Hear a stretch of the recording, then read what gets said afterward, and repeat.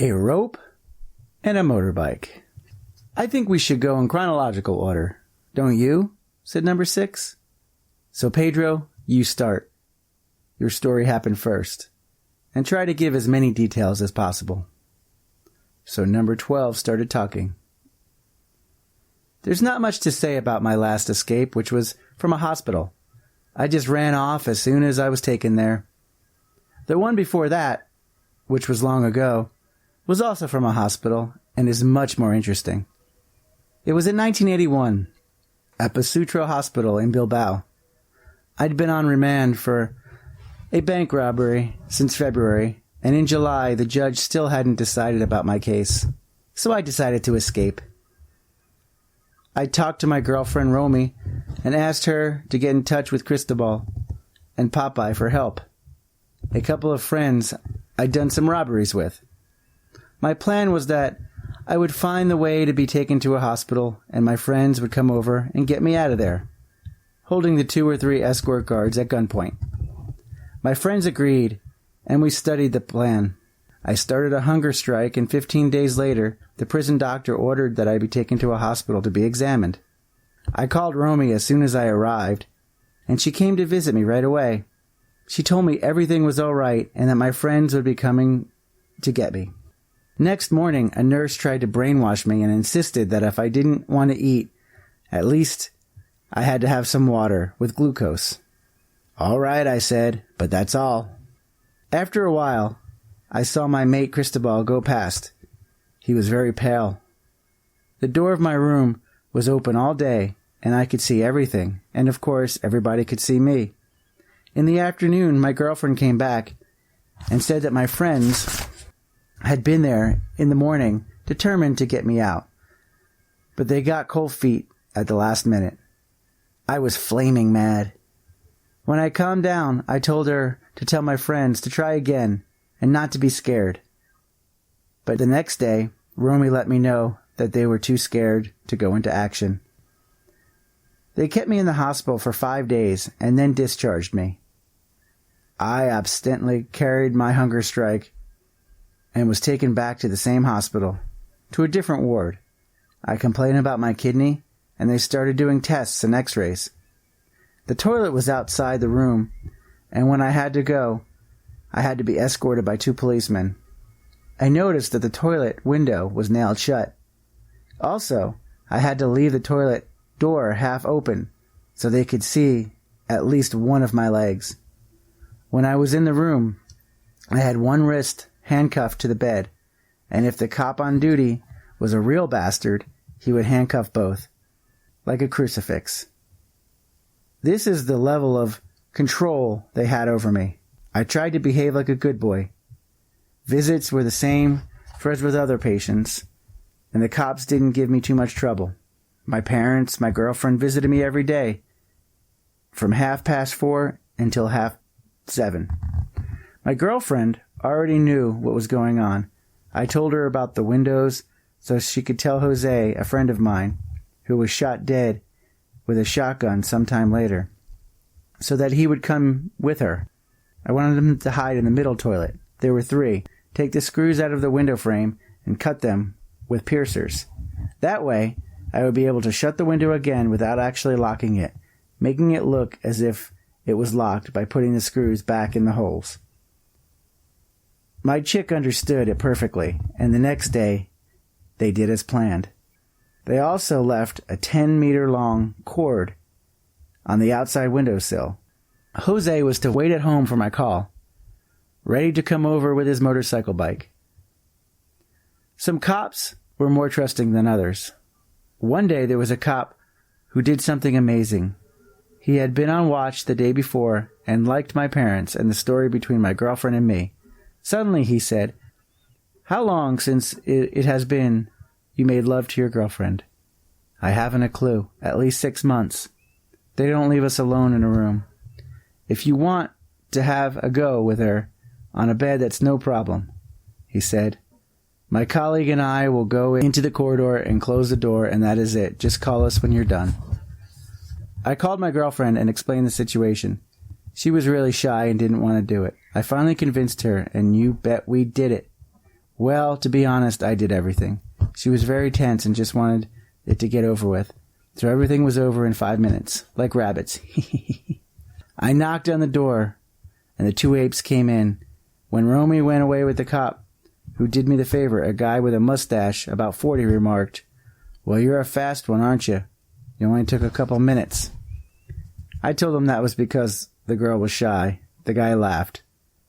While I was alone with my girl, I had checked the room window. It looked onto the hospital courtyard, but it was too high up to do without a rope. As I had already planned to escape from the toilet, I was just concentrated on fucking. One night, both of the cops on duty were drinkers. I usually kept some whiskey or gin by my bed, so I offered them some, and they got completely pissed.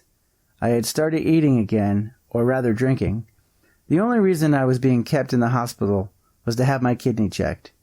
One of the drunkards, a lieutenant's son, asked me if I could find him some hashish. "Sure, there's plenty in this neighborhood."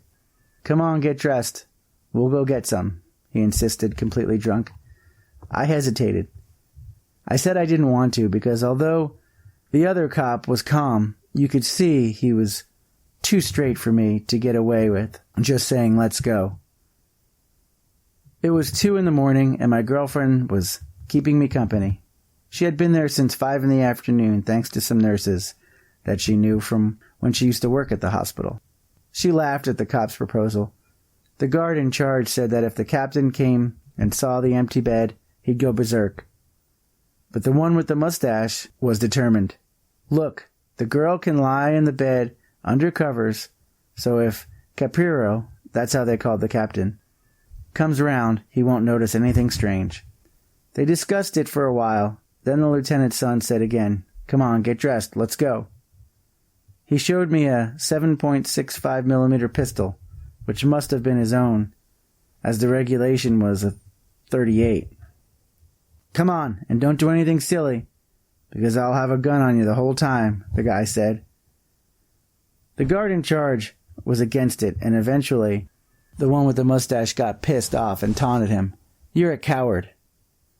This won't happen if I was in my own division. You're a wimp." And he fell asleep in a drunken stupor. The guard in charge took advantage of the situation to get into the conversation with my girlfriend and me. He's just a trendy guy who's only a policeman because his father. But he's not really a cop or anything. He doesn't care because he can work wherever he wants. But not me. I joined the police as a volunteer after finishing the military so that I could get a regular wage of over 100,000 pesetas. Because I have a family to feed. He doesn't. The next day, the 2 new guards arrived. When Romy came to see me, one of them handcuffed my hands to the sides of the bed just like Jesus Christ. I was fucking furious. "I'm gonna kill you, faggot," I shouted. My girlfriend started to cry. The bastard went out, taking the handle that served to raise and lower the bed with him. The other cop, who was from Seville, took off my handcuffs. "Calm down, girl," he said to Romy cheerfully. "We're not all the same. You can find bastards anywhere." And to me he said, "Let's see if this sucker will say something to me." The twisted guard came back after a while but didn't dare do anything or say anything, clearly seeing he'd fuck up if he got involved. Another guard came over in the afternoon and we started drinking beer. When my dad came to visit me, he saw we were drunk and kicked up a stink, especially with the cops. "You should be ashamed of yourself, getting a sick man to drink. And you're on duty," he shouted. They stopped drinking immediately. "Coca-Cola from now on," one of them said. But as soon as my dad left, they got out beer cans and we started drinking. "Listen, Pedro, do you want to tell us about your escape or the whole story of your life in chapters?" Number 8 interrupted. "Okay, I'll carry on. What I was trying to do was to gain the screws' trust, and I was sounding them out. The same cop, the one with the beer, came back in the next night. He started telling me about his life, that he was from the suburb of Barcelona, that he liked spliffs and stuff like that. I got up and went into the bathroom so as not to disturb an old patient who was in the room with me. The ape and I started chatting and drinking, and around 2 a.m. I took the plunge and asked him if I could make a call from the telephone box outside in the street so as not to disturb the old man. He agreed, but took his machine gun and joked, "Watch it or I'll kill you." I walked along the stairs and corridors ahead of him, and the guy kept aiming at me. So I just had to call my girlfriend and wish her good night. The cop didn't trust me one iota. He liked to joke, but didn't want to take any risks. In the morning, the doctor came to see me. "You're fine. The only thing is that your kidney has been damaged a little by your hunger strike. So drink lots of water and it'll be all right." "So?" I asked. "So nothing. I'm discharging you now," he said. I quickly told him that I didn't have any clothes with me, and that it would be better if I went in the afternoon so that I could get my family to bring some. He raised no objection. It must have been about 11 in the morning. From that moment on, I had to do everything in a rush, as this was my last chance. I called Romy and I told her that they had discharged me and to be home at 3 in the afternoon, in contact with Jose, because I'd be calling back. They changed shifts around 2 o'clock. This time it was 2 cops that I'd never seen before. The one in charge said "good afternoon," etc. in a serious voice. I was thinking, shit, this is going to be a right mess. They changed into their uniforms and sat opposite me. They told me, "You're a good lad, but I don't believe what my colleagues say. I need to see things for myself." "Why were you arrested?" one of them asked. I answered evasively, "No, boss, I'm on remand. I'm expecting to get out any minute," I assured him, which was true in a sense. At that point, we started getting on better, which I hadn't expected from my first impressions, and he started chatting. The cop said that he had just come from Rhoda. I told him I knew a lot of people there and mentioned a few names. "Do you know what's his name?" "Yes." "And him? And his other one?" "Yes." At one point he pulled out a carton of Winston's and gave me 3 or 4 packs. Later, without letting his colleague, whose name was Canario, hear him, he asked me if I knew Timoli, a prisoner who had been on hunger strike before me. He happened to be a friend of mine. I told the cop about Timoli's wife, the shop she had ran in the old part of town, and other stuff. It was then that he came out with it. "Do you have any hash?" I didn't smoke hashish, so didn't normally have any on me, but I assured him I could easily get some. Only I'd have to make a phone call. He said okay, and I did it immediately. It was about 4 o'clock. I had to pay attention to Canario, who was a snitch, according to his colleague. I called Romy and whispered, "Get in touch with Jose and bring me about 5,000 pesetas of hash, and half a Coke, and another half a brown." Then I turned to the cop. "Fine, now we're going to get really hammered. Do you prefer Coke or brown?" "I like everything," he answered. I didn't bring anything from Rhoda because I didn't have time to wind something up that I had on the go. An hour after my girlfriend and Jose came over and came up to my bed. "Hey, did you bring everything I asked for?" Jose nodded, and I made a sign to the ape to send Canario off on some errand. He went to the cafe to buy I don't know what. I told Jose to take everything out, but my friend got cold feet. He pulled some strange faces, looking at the cop out of the corner of his eye. "Don't worry, we can trust him," I said loudly. Jose gave me a piece of hash and 2 little bags. I threw the hash at the ape. "Here, that's for you." It must have been about 25 grams, and the cop blushed. "No, come on. A piece of it's enough." He made it as if to refuse it. "Come on, buddy. I don't even smoke. This is for you," I said. I opened the little bag, and using a small knife, I took some Coke and some brown and put it on a piece of cardboard. "Do you do smack?" I asked. Yes. "Go on, then," I said, knowing perfectly well that he didn't. "Well, not now. It's for when I take some girl out and get her into bed." I give him the card. "Look, when your friend Canario comes back, I won't be able to speak openly.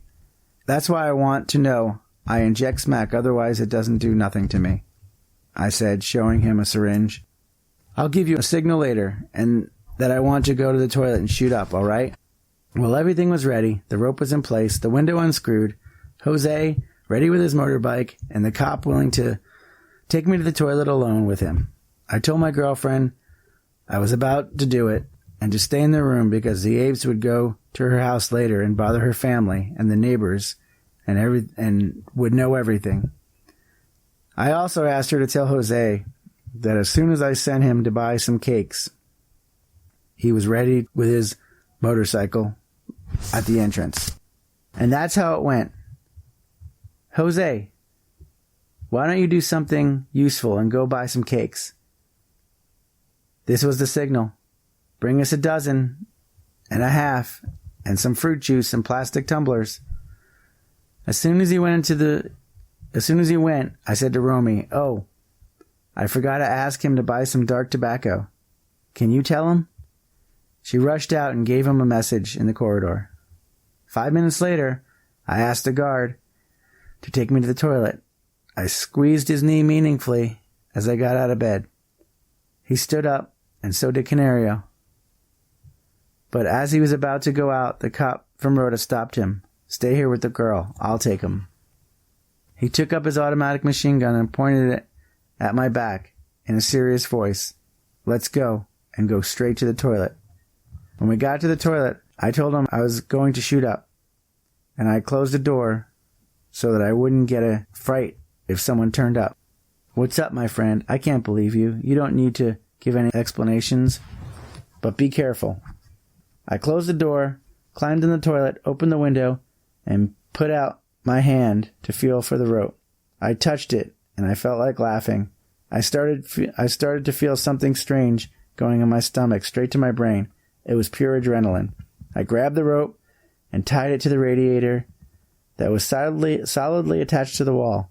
Already outside, I clung to the sill, supported myself with the rope, and made to go down. But my hands were slipping. The rope was very thin. I thought of tying some knots in it, but there was no time. Even though nobody could see me from where I was hanging because it looked on the back garden that was hidden by the wall of the hospital, I rolled the rope around my right hand and let myself fall, holding tight with my left. I slipped and burned both hands. I gripped tightly to break my fall. I slackened my hold again and slid down the window to the first floor. I stopped for a moment, and as my hands were grazed to the flesh, almost to the bone, I decided to jump down into the garden 5 or 6 meters below. I fell to the ground without hurting myself and ran to the main door, just as I was, in slippers and pajamas. I walked close to the wall because I thought the cop might be at the window to get some air, as it was very hot. But when I got to the door, I was furious because there was no sign of a motorbike or Jose or anything else. Also, I was exhausted by the whole escapade because I was still weak from the hunger strike. I was phased at first, but thought he would be starting the bike. I went out to the street and saw him about 40 meters away, pushing the bike and trying to start the engine. I reached him and pushed him away from the bike, which was giving off a terrible stink of petrol. It was completely flooded. Luckily, I know about motorbikes and managed to fix the problem. "Push," I screamed to Jose as he stopped the petrol. We both pushed the bike as fast as we could. Then, when it gathered speed, I pressed down the clutch, put it into second, and threw myself into the seat and let the clutch up. The motorbike started to roar, burning the petrol in the cylinder until it roared loudly and the engine started. "Jump on," I screamed.